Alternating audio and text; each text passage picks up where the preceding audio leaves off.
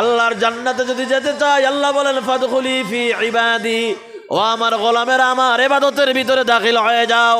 আল্লাহর ইবাদত যারা করে তারা যেন জান্নাতে দাখিল হয়ে গেল। ইবাদত দিয়ে আপনার জীবনটাকে সুন্দর করে। বাইরে রুটা যখন বের হয়ে যাবে, এই লাশটা জমিনের উপরে পড়ে থাকবে। রু চলে গেলে বডিটা লাশ হয়ে যায়। কি হয় ভাই? লাশ বলেন না আপনারা? লাশ এটা বাংলা শব্দ না, লাশ এটা আরবি শব্দ। লাশ আসলে লা শাইউন, এই লা শাইউনকে তাসগীর করে লাশ বানানো হয়েছে। লা মানে নাই, শাইউন মানে কিছুই, লাশ মানে কিছুই না। এটা মাটির দেহ, আবার মাটির কবরে রাখা হবে। এই লাশটা যখন কবরে রাখা হয় তখন বলা হয় মিনহা খালাকনাকুম। জানেন না? সবাই পড়েন আমার সাথে কোরআনে কারীমের আয়াত। একটা অক্ষর পড়বেন তো 10টা নেকি আল্লাহ দান করবেন। এই জন্য যারা জানেন কেউ জবান বন্ধ করে থাকবেন না, আমার সাথে তেলাওয়াত করবেন। পড়েন মিনহা খালাকনাকুম ওয়া ফিহা নুঈদুকুম ওয়া মিনহা নুখরিজুকুম তারাতান উখরা। বলা হয় এই মাটি থেকে তোমারে বানানো হয়েছিল, আবার এই মাটির মধ্যে তোমারে রেখে দেয়া হলো। আল্লাহু আকবার বলেন।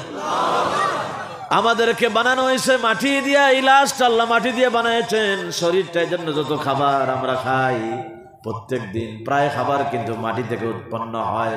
আমরা যে ভাত খাই, আমরা যে তরকারি শাক সবজি খাই, প্রায় প্রত্যেকটা খাবার মাটি থেকে আসে। মাটির খাবার খাইয়া মাটির দেহ তাজা হয়। এই জন্য লাশটা যখন কবরে রাখা হয় তখন বলা হয় এই মাটি দিয়ে তোমারে বানানো হয়েছিল, আবার এই মাটির ভিতরে রেখে দেয়া হলো। আর একটা হাদিস শুনেন, নবীজি বলেছেন সন্তান যখন মায়ের পেটে থাকে, একটা মা চিন্তা করেন, মা একটা জীবন্ত মানুষ, এই জীবন্ত মানুষের শরীরের ভিতরে আরেকটা জীবন্ত মানুষ। আল্লাহু আকবার, জোরে কোন আল্লাহু আকবার। এটা আল্লাহর কুদরত ছাড়া আর কিছুই না। কিভাবে আমরা দুনিয়ায় আসলাম? মায়ের পেটে যখন আমরা ছিলাম, যখন আমাদের শরীর গঠন করা হয়, নবীজি বলেন একজন ফেরেশতাকে আল্লাহ দায়িত্ব দেন, দুনিয়ার কোনো জায়গা থেকে কিছু মাটি নিয়ে যা। মায়ের পেটের ভিতরে এই ফেরেশতা মাটি নিয়ে যায়। আমাদের শরীর যখন গঠন করা হয় তখন শরীরের ভিতরে দুনিয়ার ওই মাটি দেওয়া হয়। আল্লাহর নবী বলেন ওই লোকটা দুনিয়ায় আসার পর যখন সে মারা যায়, দুনিয়ার জীবন তার শেষ হয়ে যায়। যে জায়গায় তার কবর দেয়া হয়, ওই ফেরেশতা তার মায়ের পেটে থাকাকালীন ওই জায়গা থেকে মাটি নিয়ে গিয়েছিল। সুবহানাল্লাহ। কোন মাটিতে কার কবর হবে না হবে এটা আপনিও জানেন না, আমিও জানি না। জানেন কে? যেরকম আমাদের কবর কোন মাটিতে হবে জানেন কে? কত মানুষ বিদেশে মারা যায়, কত মানুষ বেঙ্গালোরে, চেন্নাইতে, অনেক জায়গায় মারা যায়, আমেরিকায় মারা যায়, লন্ডনে মারা যায়। এই যে করোনার সময় যখন লকডাউন ছিল, সব বন্ধ ছিল, ফ্লাইট নাই, ট্রেন নাই, কিচ্ছু নাই। দূরে যদি কেউ মারা গেছে ওখানেই তারে কবর দেয়া লাগছে, কারণ ওই জায়গার মাটি দিয়ে তারে বানানো হয়েছে।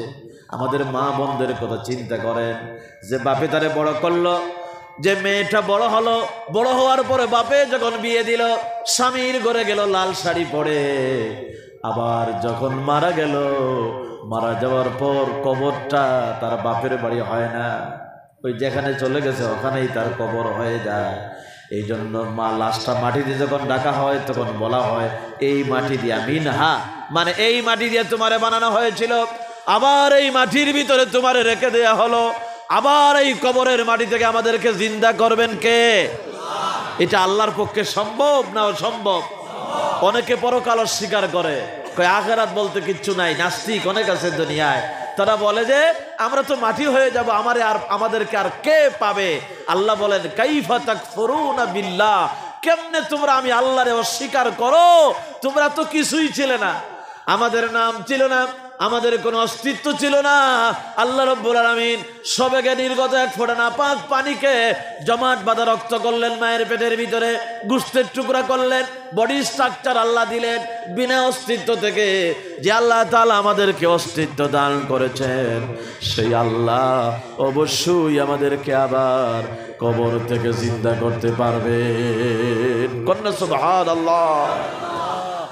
ভাইরা আমার, এর জন্য এই লাশটা কবরে রাখা হবে, মাটির সাথে মিশে যাবে। এবার আসেন রুহের কাছে যাই।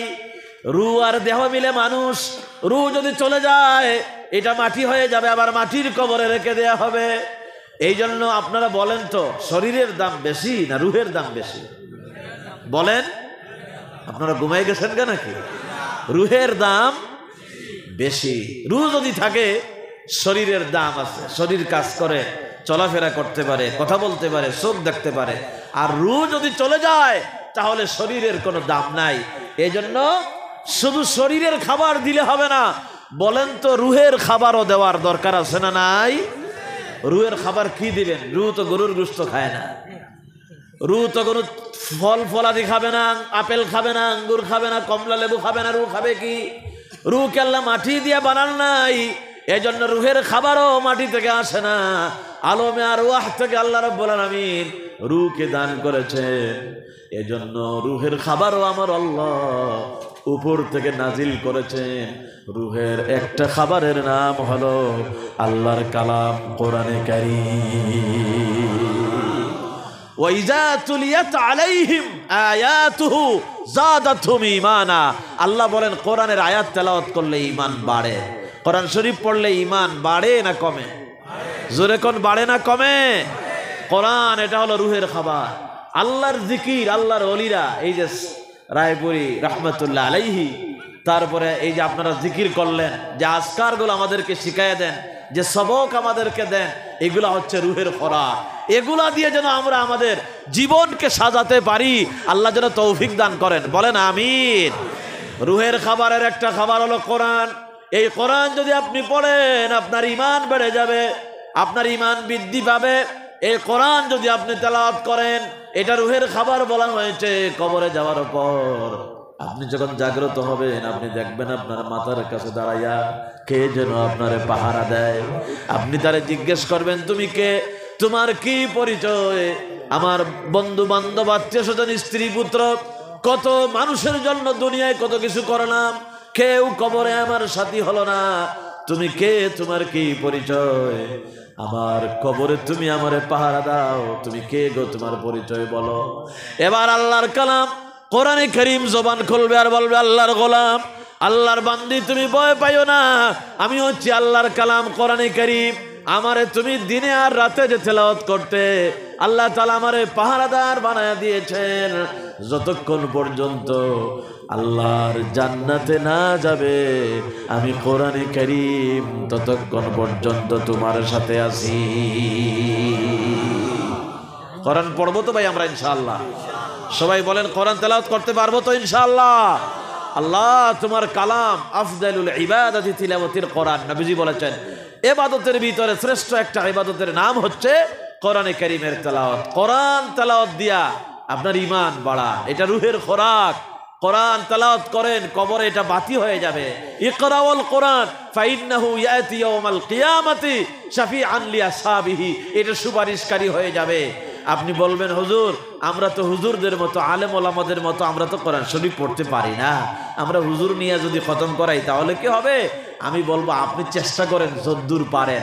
আরে ভাই, আপনি বড় বড় সূরা পারেন না, কিন্তু ছোট ছোট সূরা আমাদের সকলের জানা আছে না নাই? কুলু আল্লাহ সূরাটা আমাদের সকলের জানা আছে না? সূরা ইখলাস, এই সূরা ইখলাস যদি আপনি একবার তেলাওয়াত করেন, ও মুসলমানেরা, আলেম ওলামারা সব সময় আপনাদেরকে বলেন, আমিও বলে যাই আপনাদেরকে, কোরআনে কারীমের ছোট্ট একটা সূরা, আল্লাহর তাওহীদ, আল্লাহর একত্ববাদ, এই সূরার ভিতরে আল্লাহ সুন্দর করে উঠে দিয়েছেন। সূরা ইখলাস, কুল হুয়াল্লাহ সূরা যদি আপনি একবার তেলাওয়াত করেন, 10 পারার সমান সওয়াব আল্লাহ আপনার আমলনামায় দান করে দিবে। কেউ যদি সূরা ইখলাস, নবীজি বললেন, কেউ যদি সূরা ইখলাস 2 বার তেলাওয়াত করে 20 পারা হয়ে যাবে। আর 3 বার যদি সূরা ইখলাস, কুল হুয়াল্লাহ সূরা যদি 3 বার তেলাওয়াত করতে পারেন, 30 পারা এক খতমের সওয়াব আল্লাহ আপনার আমলনামায় দিয়ে দিবে। পারবো না ইনশাআল্লাহ? ফজরের পরে কমপক্ষে 3 বার, মাগরিবের পরে কমপক্ষে 3 বার পড়বেন। নবীজির আমল ছিল এটা, আল্লাহর ওলিদের আমল এগুলা। মাগরিবের পরে, ফজরের পরে 3 বার কমপক্ষে। কয়বার? আবারও বলেন কয়বার? আরেকবার বলেন কষ্ট করে, কয়বার? 3 বার সূরা ইখলাস পড়বেন কমপক্ষে ডেইলি 3 বার। ফজরে আর মাগরিবে সূরা ইখলাস পড়বেন। এটাকে কোরআনে কারীমের 1/3 বলা হয়েছে। আবার আরো অনেক সূরা আছে। আলহামদুলিল্লাহ, সূরা তো আমাদের সকলের মুখস্থ আছে না ভাই? শুধু নামাজে না, নামাজের বাইরেও আমরা এটা পড়ব।